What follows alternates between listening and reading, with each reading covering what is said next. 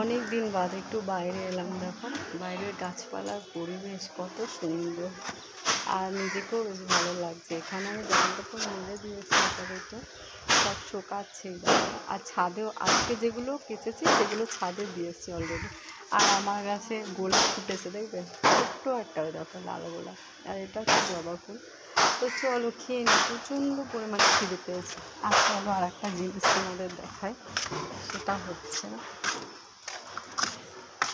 জিমিকে খুলতে পেরেছিস? এই দেখো সাদা মেঘ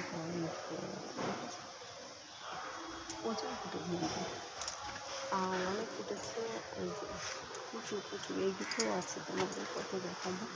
আর এটা স্ট্রবেরি গাছটা দেখো কত বড় হয়ে গেছে, অনেক বড় হয়ে গেছে। কবে যে হবে স্ট্রবেরি কে জানে, বড় তো হয়েছে গাছটা, অনেক বড় হয়েছে। এখানে সাদা জবা আর ওই হচ্ছে জবাগুলো ফুটছেও না। সেই যখন কিনে এনেছিল তখন প্রচুর ফুটেছিল, বাট এখন আর ফুটছে না। পান গাছটা কেমন যেন হয়ে গেছে। আমার এটা ছোট্ট একটা সাদের বাগান, ছোট্ট একটা বাগান।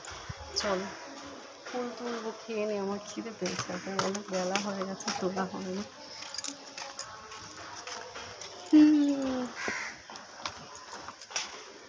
জবা ফুলগুলো তুলতে হবে, সাদা ফুল তুলতে হবে। প্রচুর কাজও করলাম না, চলো কাজও করলাম না, আর খেলামও না, না খেলাম না ভিডিও দিলাম, না কাজ করলাম, বুঝলি? কিছুই করতে পারলাম না। এদিকে টাইমটা চলে গেল বাবা, কিছুই করতে কিছুই করলাম না। পাশের বাড়ি কাকিমা দেখো কি সুন্দর জামা কাপড় কাচ্ছে জোরে জোরে বাড়ি দিয়ে দিয়ে, কিন্তু আমার সেটা হয় না। যাই হোক, আমি এখানে দাঁড়িয়ে আছি কেন, কাজ করি। না কাজ করলে তো হবে না, চিংড়ি মাছগুলো কাটতে হবে তো, আর এদিকে ভাতও খেতে হবে। কোনটা রেখে কোনটা করবো মাথায় কিছু আসছে না, জানো তো, মাথায় কিছু আসছে না কোনটা রেখে কোনটা করবো। আর যাই হোক, তোমরা যদি আমার ভিডিও দেখো, যদি ভালো লাগে অবশ্যই লাইক কমেন্ট করো। কাকিমা জোরে জোরে আছাড় মেরে মেরে কাটছে বলে আমি দরজাটা বন্ধ করে দিলাম, কারণ ভীষণ আওয়াজ আসছে, থপ থপ করে আওয়াজ হচ্ছে। কিন্তু তালের ওপরে কাটছে, তবুও এত আওয়াজ আসছে, দেখেছো? চলো একটু বাইরে থেকে ঘুরে আসি, মানে একটা কাজ করে আসি।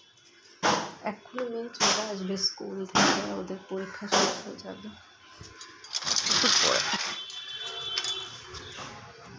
বাইরে কোনো হাওয়াও নেই আর কিছু নেই। ওষুধটা কেচে গেছি, শুকিয়েছে কিনা কেচে চলে এসছে।